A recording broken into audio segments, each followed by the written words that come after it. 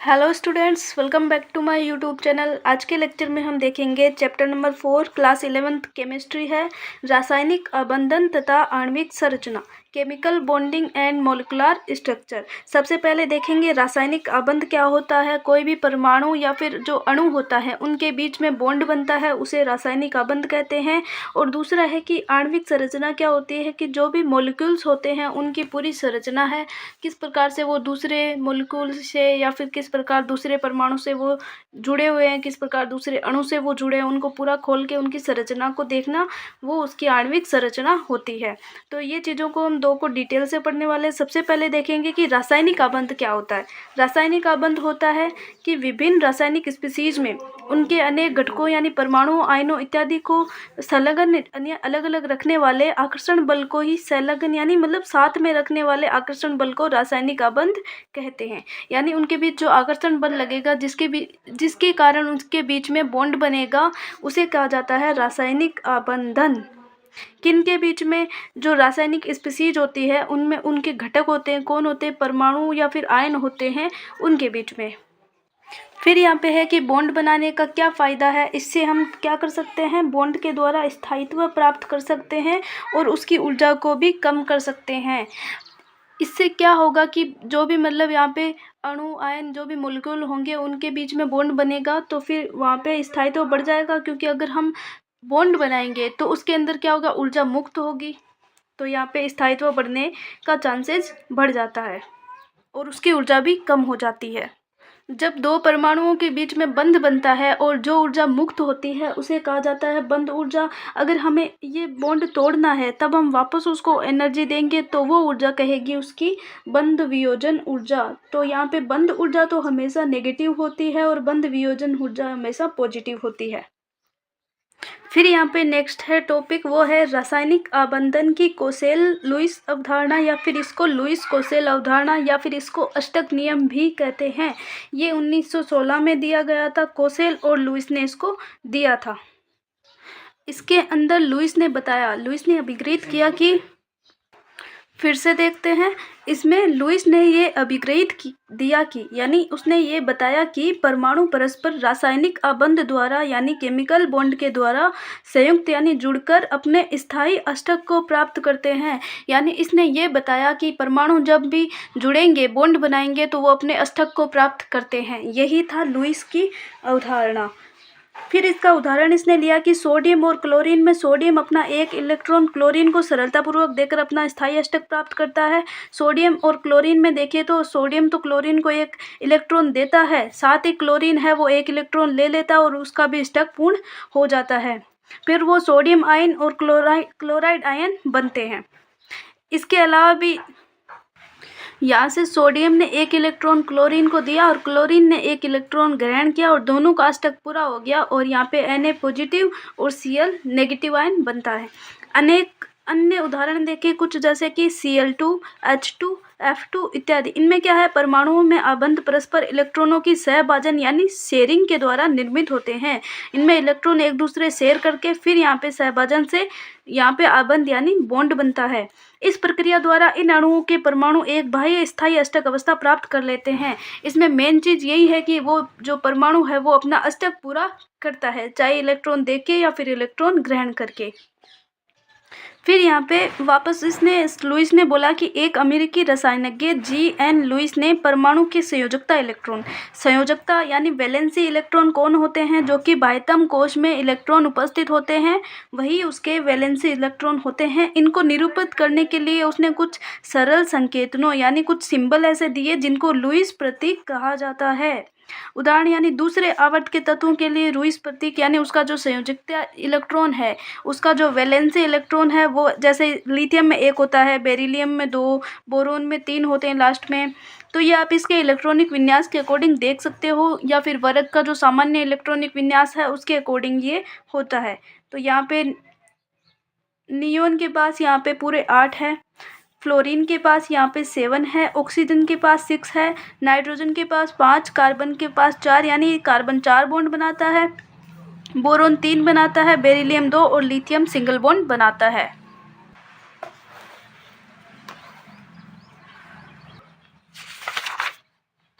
Then इसके बाद की जो धनायन है यानी पॉजिटिव वाला और ऋणायन वाला, इनके बीच में क्या होता है, आकर्षण होता है। और इस आकर्षण के कारण ही जो बॉन्ड बनता है उसे विद्युत संयोजक आबंध या फिर इलेक्ट्रोवैलेंट बॉन्ड का नाम दिया गया। इस प्रकार जो भी विद्युत संयोजकता है, किसी भी मतलब उसकी संयोजकता है, इलेक्ट्रोवैलेंसी है, वो आयन पर उपस्थित कोई उस पर आयन है, उस पर जितना भी पॉजिटिव नेगेटिव चार्ज होगा उसकी संख्या की, उसकी इकाइयों की संख्या के बराबर होती है। संयोजकता क्या होगी, उस पर जितना आवेश होगा वही उसका संयोजकता होती है। फिर यहाँ पे नेक्स्ट आता है अष्टक नियम, जो कि अभी हमने पढ़ा था वही है लगभग।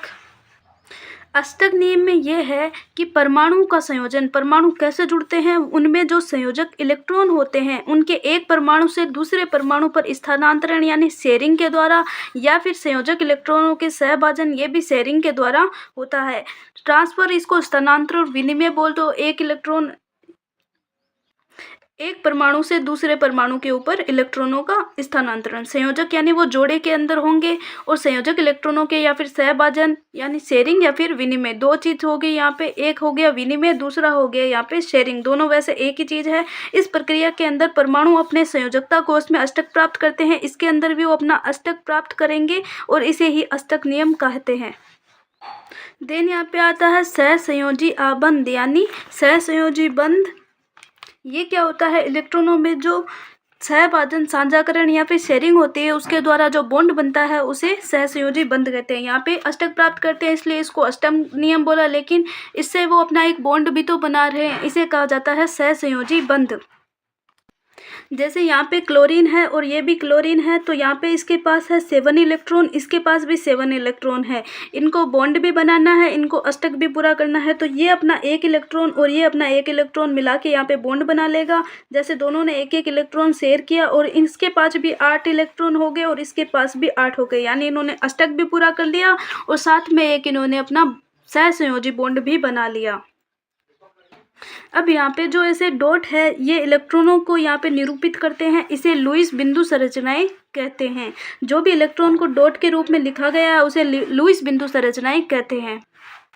फिर यहाँ पे कुछ नियम है कि जो प्रत्येक आबंध यानी बॉन्ड का निर्माण परमाणुओं के मध्य एक इलेक्ट्रॉन युग्म के सहभाजन के फलस्वरूप होता है।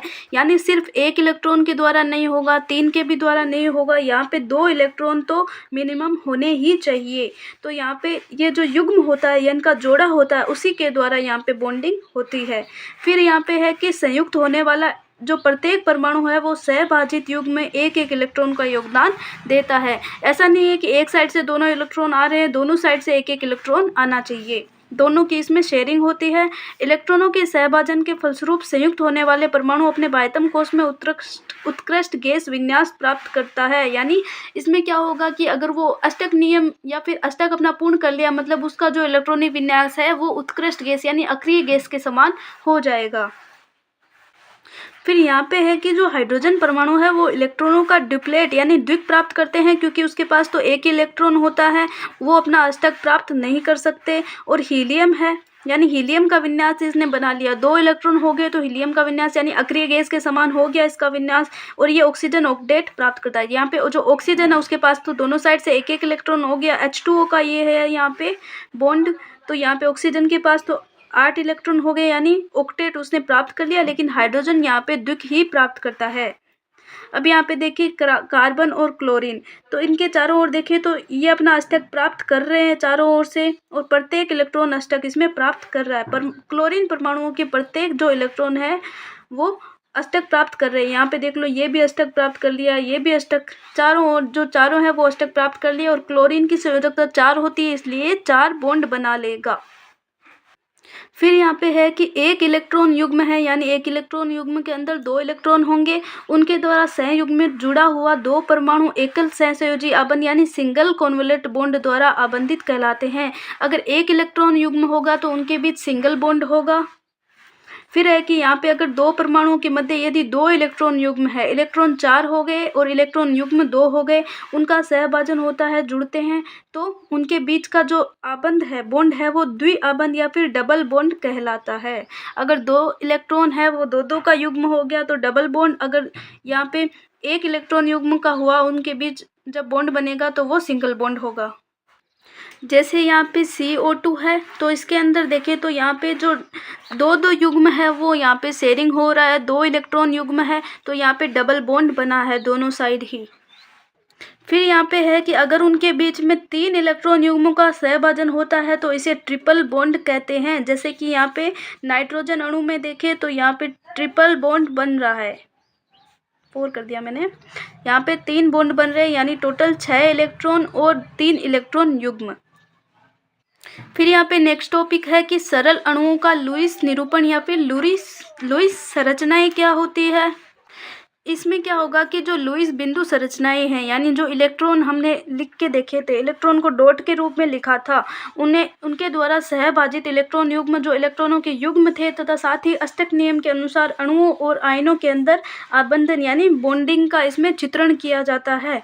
यद्यपि ये चित्रण अणु में आबंधन तथा उसकी प्रकृति को पूर्ण रूप से स्पष्ट नहीं करता, क्योंकि बॉन्ड के द्वारा हम उसकी जो बॉन्डिंग है और उसकी प्रकृति को तो हम स्पष्ट नहीं कर सकते, परंतु इसके आधार पर अणु के विरचन यानी फॉर्मेशन तथा उसके गुणों को पर्याप्त सीमा तक समझने में सहायता मिलती है कि किस प्रकार से वो अणु बन रहा है और साथ ही किस प्रकार से वो उसके गुण है, किस प्रकार से वो बॉन्डिंग दर्शाता है। अब जैसे यहाँ पे कुछ अणु और आयनों की लुईस संरचनाएं दी है। अणु यहाँ पे हाइड्रोजन अणु है, H और H के बीच में एक एक इलेक्ट्रॉन, तो यहाँ पे सिंगल बॉन्ड बनेगा। इसी टाइप पे ऑक्सीजन में यहाँ पे डबल बॉन्ड, इसी टाइप से ये पूरा O3 का इधर डबल बॉन्ड, इधर सिंगल बॉन्ड, इधर पॉजिटिव नेगेटिव चार्ज आ गया। तो ये इसी प्रकार से सारे HNO3 का ये रहा। फिर यहाँ पे नेक्स्ट हम देखते हैं कि फॉर्मल आवेश क्या होता है। तो फॉर्मल आवेश क्या होता है कि जो लुईस संरचनाएं थी उनके अंदर किसी परमाणु पर संयोजी इलेक्ट्रॉनों से कम या ज़्यादा इलेक्ट्रॉन होने के कारण उस पर जो आवेश उत्पन्न होता है उसे फॉर्मल आवेश कहते हैं। यानी उस पर जो भी पॉजिटिव नेगेटिव चार्ज उत्पन्न हो जाता है लुईस संरचनाओं के कारण, तो उसे हम फॉर्मल आवेश कहते हैं। फॉर्मल आवेश को उभयनिष्ठ आवेश, औपचारिक आवेश भी कहा जाता है। तो बहुपरमाणिक आयनों में क्या होता है, जो संपूर्ण आवेश है वो किसी एक विशेष परमाणु पर नहीं होता है, जबकि वो पूरे आयन पर ही प्रेजेंट होता है। हालांकि प्रत्येक परमाणु पर फॉर्मल आवेश दर्शाया जा सकता है, यानी सारे अणु के ऊपर, प्रत्येक परमाणु के ऊपर फॉर्मल आवेश को हम दर्शा सकते हैं। फिर है कि बहुपरमाणुविक अणु या आयन में किसी परमाणु पर उपस्थित फॉर्मल आवेश दर्शाया जा सकता है। बहुपरमाणुविक अणु में अलग अलग है तो उनके अकॉर्डिंग भी उस पर आवेश दर्शाया जा सकता है। बहुपरमाणुविक अणु या आयन के किसी परमाणु पर उपस्थित फॉर्मल आवेश को उसके विलगित यानी आइसोलेटेड स्थिति अर्थात मुक्त परमाणु यानी अलग करके उसमें संयोजकता इलेक्ट्रॉनों की कुल संख्या अथवा लुईस संरचना में परमाणु को प्रदत्त जितने इलेक्ट्रॉनों की संख्या के अंतर होता है उसके रूप में परिभाषित किया जाता है। डेफिनेशन क्या होगी, इस फॉर्मूले के अकॉर्डिंग इसकी डेफिनेशन लिखी गई है कि लुईस संरचना में किसी परमाणु पर फॉर्मल आवेश क्या होता है।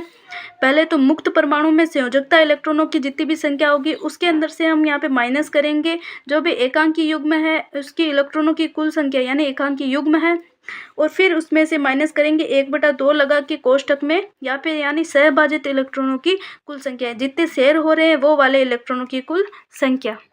तो यहाँ पे आ जाएगा उसका फॉर्मल आवेश। यही इसकी डेफिनेशन है। अब हम फॉर्मल आवेश के अकॉर्डिंग परमाणु की उसकी ऊर्जा भी देख सकते हैं। कैसे?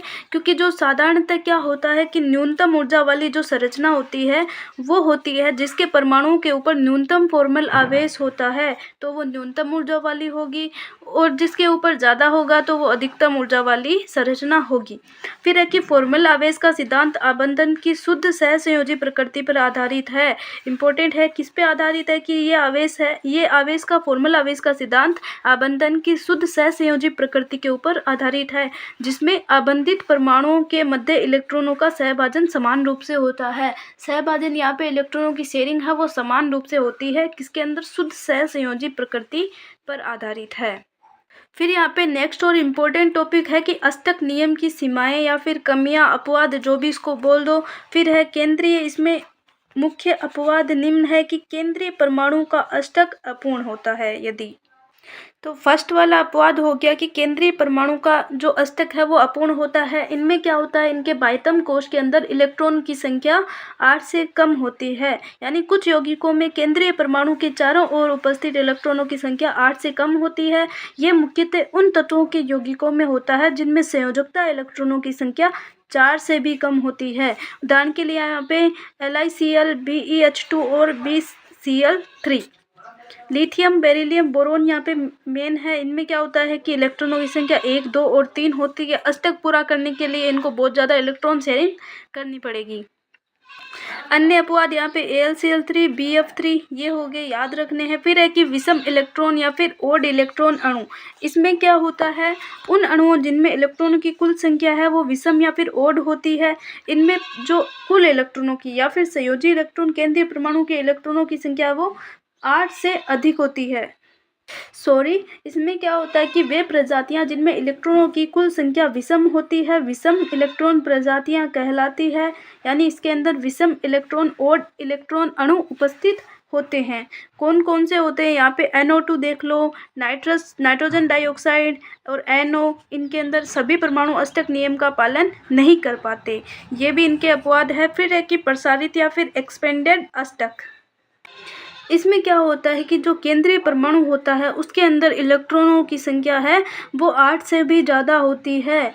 इनको अतिसंयोजी प्रजातियां कहते हैं या फिर हाइपरवैलेंट स्पीसीज इनको कहा जाता है। तो आवर्त सारणी के अंदर तीसरे तथा इसके आगे के आवर्तों के तत्वों के आबंधन के लिए 3s और 3p कक्षकों के अतिरिक्त 3d कक्षक भी उपलब्ध होते हैं। इन तत्वों के अनेक यौगिकों के केंद्रीय परमाणु के चारों ओर 8 से अधिक इलेक्ट्रॉन होते हैं। यहाँ पे 3s और 3p के बाद में 3d कक्षक भी होते हैं, यानी d कक्षक भी इनके पास उपस्थित होता है और इनके केंद्रीय परमाणु के पास 8 से ज़्यादा इलेक्ट्रॉन होते हैं। इसे प्रसारित अष्टक या फिर एक्सपेंडेड ऑक्टेट कहते हैं। स्पष्ट है कि इन यौगिकों पर अष्टक नियम लागू नहीं होगा। कुछ उदाहरण है यहाँ पे, जैसे PF5S, F6, H2SO4 और कई जो उपसहसंयोजी यौगिक होते हैं वो भी इसके एग्जाम्पल है। अब यहाँ पे p परमाणु के चारों ओर देखें तो यहाँ पे 2, 4, 6, 8 और 10 इलेक्ट्रॉन हो गए। तो यहाँ पे ये अष्टक नियम का पालन नहीं करता। यहाँ पे हो गए, यहाँ पे 12 इलेक्ट्रॉन हो गए और यहाँ पे भी 12 इलेक्ट्रॉन इसके चारों ओर है, सल्फर के चारों ओर। तो ये अष्टक नियम का पालन नहीं करते।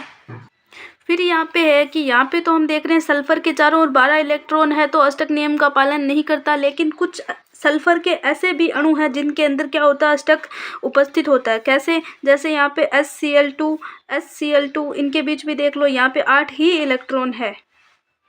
फिर है अष्टक नियम की कुछ कमियां।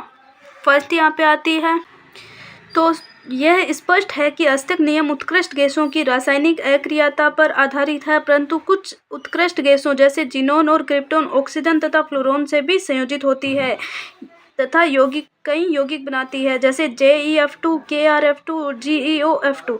यानी इसका मतलब है कि अक्रिय गैस हो जाएगी, वो अपना अष्टक पूर्ण कर लेगी तो अक्रिय गैस के समान उसका इलेक्ट्रॉनिक विन्यास हो जाएगा और अपना अष्टक पूर्ण कर लेगी, यानी वो स्थायी हो जाएगी। लेकिन स्थायित्व सबका नहीं होता। जैसे यहाँ पे जिनोन, क्रिप्टोन और यहाँ पे जिनोन है, ये कुछ यौगिक भी बनाते हैं, यानी टोटल हम कह सकते हैं कि टोटल स्थायित्व तो ये नहीं प्राप्त करती।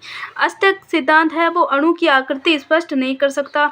इस अष्टक नियम के अकॉर्डिंग ये नहीं बता सकते कि इस अणु की आकृति क्या होगी। फिर यहाँ पे है कि ये अणु की ऊर्जा अर्थात उसके सापेक्ष स्थायित्व के बारे में भी कुछ भी संकेत नहीं देता। सापेक्ष स्थायित्व भी उसका नहीं हो सकता और अणु की ऊर्जा के बारे में भी वो नहीं बता सकता। फिर यहाँ पे नेक्स्ट है आयनिक तथा विद्युत संयोजी आबंध। आयनिक आबंध या फिर विद्युत संयोजी आबंध। इस आबंध का विरचन यानी फॉर्मेशन मुख्य रूप से निम्नलिखित तथ्यों पर निर्भर करेगा। किस प्रकार से, कि उदासीन परमाणु से संबंधित धनायनों एवं ऋणायनों के बनने की सरलता पे डिपेंड करेगा। फिर है कि धनायनों और ऋणायनों की ठोस में व्यवस्थित होने की विधि अर्थात क्रिस्टलीय यौगिक का जालक की या फिर लेटाइट निर्मित होने की विधि पे भी ये डिपेंड करेगा। अगर बहुत बार वो क्रिस्टलीय यौगिक होता है तो वो क्रिस्टल बना लेगा, वो यहाँ पे बॉन्ड नहीं बनाएगा। जैसे हमें लगता है कि NaCl के बीच में बॉन्ड है, लेकिन ये तो अपनी जो क्रिस्टलीय जाल की संरचना बना लेती है। इस प्रकार से इसकी स्ट्रक्चर होती है, जैसे कि ये साइड में दी गई है, ये एक क्रिस्टलीय इसकी जाल बोल सकते हो, क्रिस्टलीय जालक इसकी संरचना है।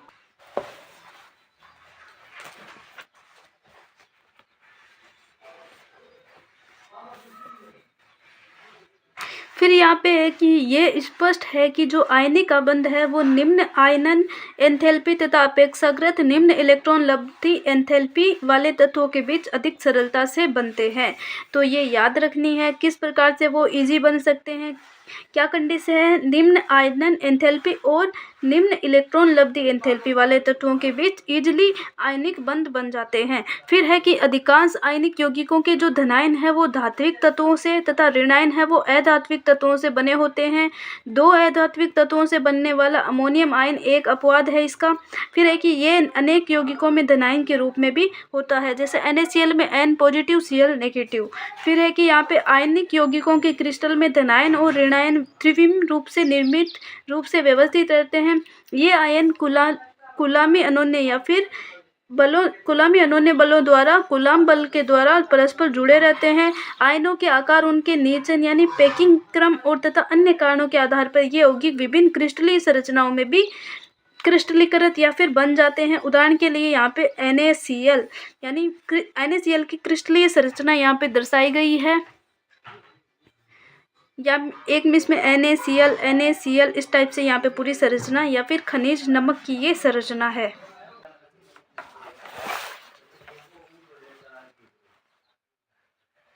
देन यहाँ पे है कि जो किसी आयनिक यौगिक है उसका जो स्थायित्व है वो किस चीज़ पे निर्भर करेगा? उसका गुणात्मक मान है वो उस यौगिक के विरचन जालक एंथैल्पी के ऊपर डिपेंड करेगा, ना कि उसकी गैसीय अवस्था में उस आयनिक स्पीशीज द्वारा ऑक्टेट या फिर अष्टक प्राप्ति के ऊपर डिपेंड नहीं करेगा।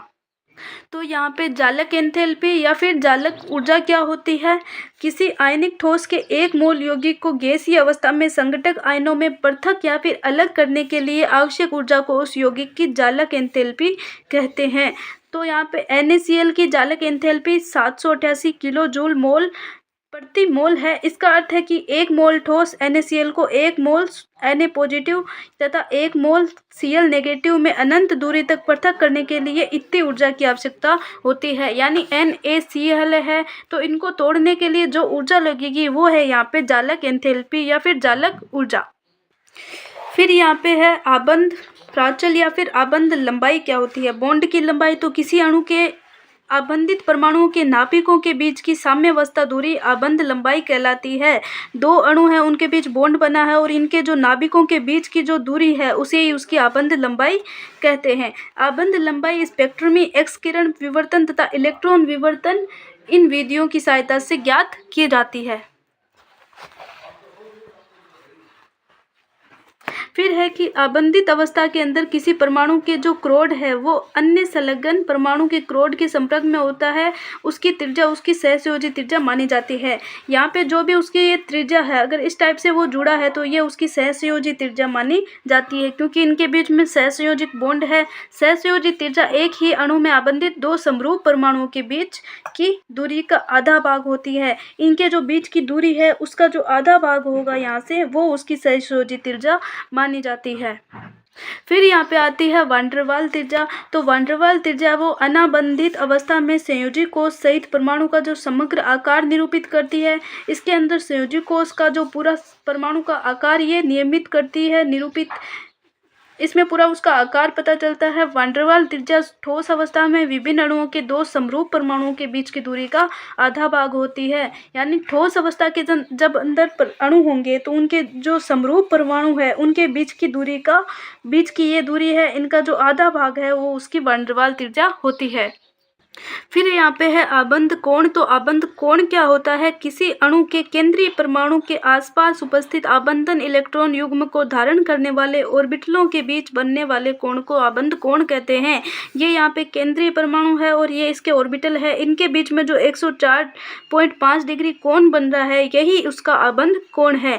आबंध कोण अणु के केंद्रीय परमाणु के आसपास ऑर्बिटलों के वितरण की जानकारी देता है। इससे हम बता सकते हैं कि कितनी दूर तक इसका वितरण किया गया है। अतः इससे हम अणु जटिल आयन की आकृति को ज्ञात करने में सहायता मिलती है। इसके द्वारा हम अणु की आकृति को ज्ञात कर सकते हैं, क्योंकि एक टाइप से उसके अंदर कितना गैप है वो यहाँ पे कोण के द्वारा दिखा रहा है। फिर यहाँ पे होती है कि आबंध एंथैल्पी। एंथैल्पी का हम देखें तो सीधा ऊर्जा से मतलब होता है। तो अगर वो गैसीय अवस्था के अंदर दो परमाणु है उनके बीच में विशिष्ट आबंध है, उन आबंधों के एक मोल को तोड़ने के लिए जो आवश्यक ऊर्जा होती है उसे आबंध एंथैल्पी कहते हैं। मात्रक की इसका किलो जूल प्रति मोल होता है। उदाहरण के लिए यहाँ पे हाइड्रोजन अणु में देखें HH आबंध है, इनकी आबंध एंथैल्पी 435.8 किलो जूल प्रति मोल होती है। अर्थात यहाँ पे हाइड्रोजन से हाइड्रोजन गैस, तो यहाँ पे जो इसकी ऊर्जा लगेगी इस H2 अणु को यहाँ पे तोड़ने के लिए वो 435 किलो जूल प्रति मोल होती है। फिर यहाँ पे है कि यह तथ्य महत्वपूर्ण है कि यदि आबंध विघटन एंथैल्पी अधिक है तो आबंध अधिक प्रबल होगा, यानी अगर उसको तोड़ने के लिए जो ऊर्जा चाहिए वो बहुत ज़्यादा है, इसका मतलब है कि वो वाला बॉन्ड बहुत ज़्यादा मजबूत है। फिर यहाँ पे है कि जो बहुपरमाणुक होते हैं, जिनमें ज़्यादा परमाणु होते हैं, उन अणुओं के अंदर आबंध सामर्थ्य का निर्धारण अधिक जटिल होता है। उदाहरण के लिए यहाँ पे H2O के अणु में O और H आबंधन विच्छेदों हेतु ऊर्जा है वो समान नहीं है। यहाँ पे भी H है, यहाँ पे भी H है, लेकिन इनको और इनको तोड़ने के लिए जो ऊर्जा है वो दोनों साइड से समान नहीं है।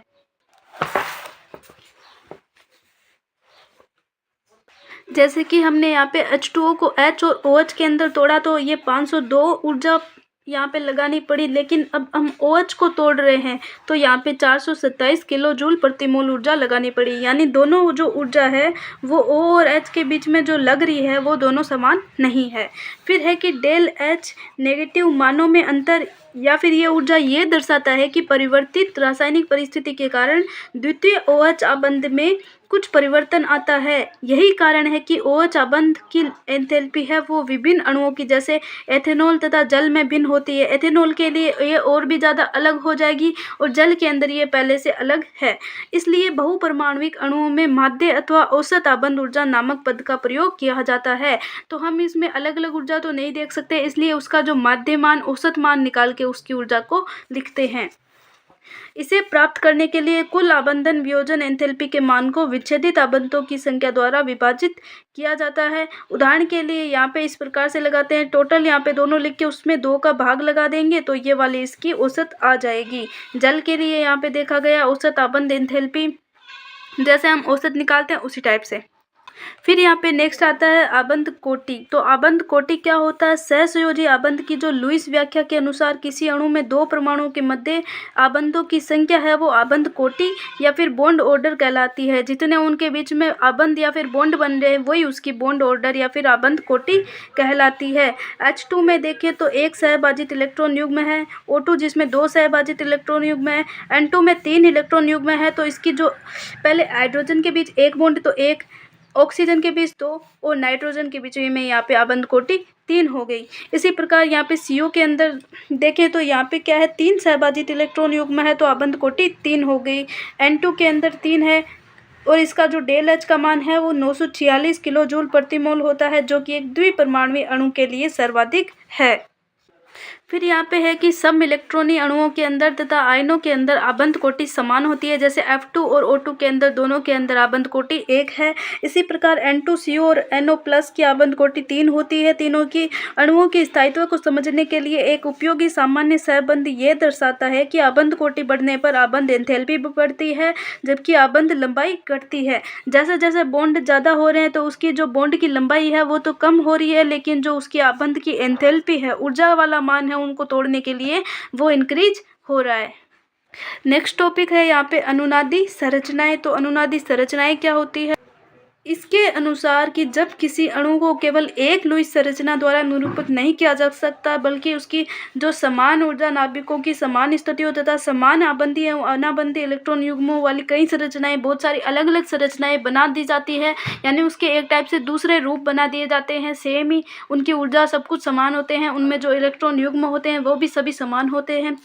तो उन संरचनाओं को अनुनादी संरचनाएं कहते हैं। और इन विहित संरचनाओं का जो अनुनाद होता है, मतलब उनकी सिमिलर पूरा को एक में दर्शाया जाता है जितनी भी संरचना है, तो उसे कहा जाता है अनुनाद संकर या फिर रेजोनेंस हाइब्रिड। अणु की वास्तविक स्थिति को ये निरूपित करता है। इससे हम पता लगा सकते हैं कि अणु की जो मेन स्ट्रक्चर है वो कौन सी है। फिर यहाँ पे है कि सामान्य रूप से यह कहा जा सकता है कि अनुनाद है वो अणु को स्थायित्व प्रदान करता है, क्योंकि ये अनुनाद संकर की ऊर्जा किसी भी विहित संरचना की ऊर्जा से कम होती है। बाकी हम नॉर्मल स्ट्रक्चर देखें और अनुनादी जो संकर वाली स्ट्रक्चर देखें तो उसकी ऊर्जा वहाँ से कम होती है, तो ये एक टाइप से उसको स्थायित्व प्रदान करता है। सेकंड है यहाँ पे कि अनुनाद के कारण आबंधों के लक्षण औसत मान प्राप्त करते हैं। इस प्रकार O3 अणु में अनुनाद संकर रूप थर्ड की ऊर्जा कैनोनिकल रूप फर्स्ट तथा सेकंड की ऊर्जा के समान से भी कम होती है। इसके द्वारा भी उसकी ऊर्जा को कम किया जा सकता है। पहला है कि स्थायित्व भी उसको प्रदान होता है और दूसरी उसकी ऊर्जा भी कम हो जाती है। आबंध ध्रुवणता क्या होती है कि रियलिटी के अंदर देखें तो कोई भी आबंध है वो पूर्ण रूप से सहसंयोजी या फिर आयनिक नहीं होता है। अगर वो आयनिक है तो कुछ भी उसमें सहसंयोजी लक्षण पाए जाएंगे, अगर वो सहसंयोजी है तो उसके अंदर भी कुछ आयनिक लक्षण पाए जाएंगे। यहाँ तक कि दो हाइड्रोजन परमाणु के बीच बनने वाली सहसंयोजी आबंध की प्रकृति भी आंशिक रूप से आयनिक होती है। जब सहसंयोजी आबंध दो समान परमाणुओं के बीच बनता है तब सहसंयोजी इलेक्ट्रॉन युग्म दोनों परमाणुओं द्वारा समान रूप से आकर्षित होता है। बीच के अंदर यहाँ पे इलेक्ट्रॉन युग्म द्वारा जो बॉन्ड बन रहा है तो वो दोनों साइड से इलेक्ट्रॉन उसको आकर्षित कर रहे हैं। इसके परिणाम स्वरूप इलेक्ट्रॉन युग्म दो समान नाभिकों के ठीक मध्य में उपस्थित होता है। अगर ये हम इलेक्ट्रॉन देखें तो दोनों जो नाभिक है दोनों साइड उनके बीच में उपस्थित होता है, क्योंकि दोनों साइड से वो आकर्षित इसको कर रहे हैं, दोनों परमाणु।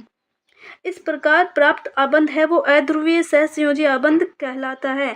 इसके अगर विपरीत देखें तो HF जैसे विषम परमाणु अणु में दो परमाणुओं के बीच संयोजित इलेक्ट्रॉन युग्म फ्लोरीन को और विस्थापित हो जाता है। इनके अंदर जो विद्युत ऋणता वाला काम हो जाता है, क्योंकि फ्लोरीन की विद्युत ऋणता ज़्यादा होती है, इसलिए फ्लोरीन है वो इलेक्ट्रॉन युग्म को अपनी ओर ज़्यादा आकर्षित कर लेगा। क्योंकि फ्लोरीन की विद्युत ऋणात्मकता हाइड्रोजन की अपेक्षा अधिक होती है, इसलिए इलेक्ट्रॉन युग्म फ्लोरीन की ओर विस्थापित हो जाता है। इस प्रकार जो निर्मित HF आबंध को एक ध्रुवीय सहसंयोजक आबंध कहते हैं। तो पहले था अध्रुवीय, जिसके अंदर दोनों साइड में बराबर रूप से वो आकर्षित कर रहे हैं, लेकिन यहाँ पे F की या फिर फ्लोरीन की विद्युत ऋणता ज़्यादा है, इसलिए जो आबंध है वो फ्लोरीन की तरफ ज़्यादा होगा। इसे एक ध्रुवीय सहसंयोजी आबंध कहते हैं। सीधा सा बोले तो इसके ऊपर भी चार्ज आ जाता है और ये भी एक आयनिक जो बंध है उसकी टाइप में रिएक्ट करता है। ये जो अभी ध्रुवण हुआ, इस ध्रुवण के कारण द्विध्रुव आघूर्ण या फिर डाइपोल मूवमेंट उत्पन्न हो जाता है। द्विध्रुव को आवेश के मान तथा धनात्मक और ऋणात्मक आवेशों के बीच की दूरी के गुणनफल के रूप में परिभाषित किया जाता है। इसे म्यू द्वारा प्रदर्शित किया जाता है। ये द्विध्रुव की यहाँ पे डेफिनेशन हो गई, यानी पॉजिटिव और नेगेटिव आवेशों के बीच की दूरी के गुणनफल के रूप में इसे डिफाइन किया जाता है। फिर यहाँ पे द्विध्रुव आघूर्ण का हो गया आवेश गुणा आवेश पृथक्करण की दूरी, तो ये द्विध्रुव आघूर्ण म्यू हो जाएगा। द्विध्रुव आघूर्ण को सामान्यतः डिबोय इसका मात्रक है, डी के रूप में इसको व्यक्त किया जाता है। यहाँ पे एक डी बराबर 3.33564 इंटू 10 की पावर -30 cm होती है। तो यहाँ पे C यहाँ पे कूलाम है तथा M यहाँ पे कूलाम इंटू मीटर इसको लिख सकते हैं। फिर यहाँ पे है कि इसके अलावा द्विध्रुव आघूर्ण एक सदिश राशि है। द्विध्रुव आघूर्ण सदिश राशि है। परंपरा के अनुसार इसे एक छोटे तीर द्वारा दर्शाया जाता है। तो सदिश है तो इसको हम वेक्टर लगाएंगे, जिसका जो पुच्छ वाला सिरा है वो ऋणात्मक केंद्र की ओर होगा। जैसे यहाँ पे हाइड्रोजन और F के बीच में है तो पुच्छल सिरा है वो ऋणात्मक केंद्र पर स्थित होता है और अग्र सिरा धनात्मक केंद्र की ओर स्थित होता है। तो यहाँ पे F के ऊपर यहाँ पे अग्र सिरा और H के ऊपर यहाँ पे पीछे वाला सिरा लगा दिया। तो इस प्रकार से उसकी दिशा दर्शाई जाती है। यहाँ पे जो तीर का क्रॉस अणु के धनात्मक सिरे पर तथा शीर्ष है वो ऋणात्मक सिरे पर होता है। उदाहरण के लिए HF में द्विध्रुव आघूर्ण को इस प्रकार दर्शाया जाता है, H और F। तो यहाँ पे इस प्रकार से इसको दर्शा दिया। यह तीर अणु में इलेक्ट्रॉन घनत्व के बदलाव की दिशा बतलाता है। यहाँ पे हम देख सकते हैं कि इलेक्ट्रॉन किस तरफ ज़्यादा भाग रहे हैं, तो यहाँ पे फ्लोरीन की साइड में इलेक्ट्रॉन ज़्यादा आकर्षित हो रहे हैं। देन नेक्स्ट है कि बहुपरमाणविक अणुओं के अंदर द्विध्रुव आघूर्ण केवल आबंधों के अपने द्विध्रुव यानी आबंध आघूर्ण कहा जाता है उसी पे डिपेंड करता है, लेकिन यह विभिन्न आबंधों के स्थानिक व्यवस्था पे भी डिपेंड करता है। ऐसे में द्विध्रुव अणु के विभिन्न आबंधों के द्विध्रुव आघूर्ण अणु के विभिन्न आबंधों के द्विध्रुव आघूर्ण का सदिश योग वेक्टर सम होता है। तो अभी हमने देखा था कि सहसंयोजी आबंध के अंदर कुछ आयनिक गुण थे। उसी प्रकार अब हम देखेंगे कि जिस प्रकार सहसंयोजी आबंध में आंशिक आयनिक लक्षण होता है, उसी प्रकार आयनिक आबंध के अंदर भी आंशिक सहसंयोजी लक्षण होते हैं। आयनिक आबंधों के आंशिक सहसंयोजी लक्षण की विवेचना फाजांस नियम के द्वारा निम्नलिखित नियमों के अनुसार की गई कि धनायन के आकार के घटने तथा ऋणायन के आकार में बढ़ने के कारण आयनिक आबंध के सहसंयोजी लक्षण के अंदर वृद्धि होती है। अगर धनायन का आकार घट रहा है तथा ऋणायन के आकार में बढ़ रहा है तो आयनिक आबंध जो उनके बीच में बन रहा है उनमें सहसंयोजी लक्षण के अंदर भी वृद्धि हो रही है। फिर यहाँ पे नेक्स्ट है कि धनायन और ऋणायन के ऊपर अगर आवेश की मात्रा बढ़ रही है तो भी उसके अंदर सहसंयोजी लक्षण के अंदर वृद्धि हो रही है। फिर है कि समान आकार तथा आवेश के धनायनों में से उस धनायन की ध्रुवण क्षमता अपेक्षाकृत अधिक होती है जिसका इलेक्ट्रॉनिक विन्यास क्षार तथा क्षारीय मृदा धातुओं के उत्कृष्ट गैस विन्यास की अपेक्षा संक्रमण धातुओं के अनुरूप होता है। अगर उसका विन्यास है उत्कृष्ट गैस के समान ना होकर संक्रमण धातुओं के अकॉर्डिंग है तो उसके अंदर भी यहाँ पे ध्रुवण क्षमता है वो ज़्यादा होगी। देन यहाँ पे कि धनायन ऋणायन के इलेक्ट्रॉनिक आवेश को आकर्षित कर उसे ध्रुवित करता है। धनायन है वो ऋणायन को आकर्षित करके उसके इलेक्ट्रॉन आवेश को आकर्षित करता है और उसे ध्रुवित कर देता है।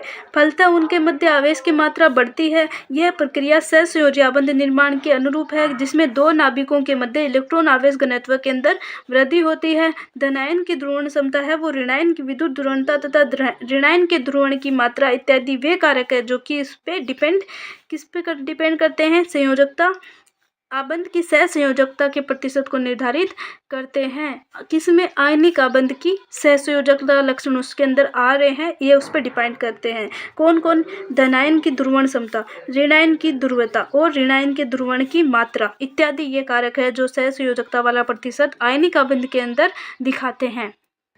अब वीडियो हमारी लंबी हो गई है तो इसके अंदर वीबीटी एमओटी दो थ्योरी बची है और साथ में इसके अंदर संकरण बचा है तो वो हम देखेंगे नेक्स्ट वीडियो में। तब तक के लिए बाय, टेक केयर।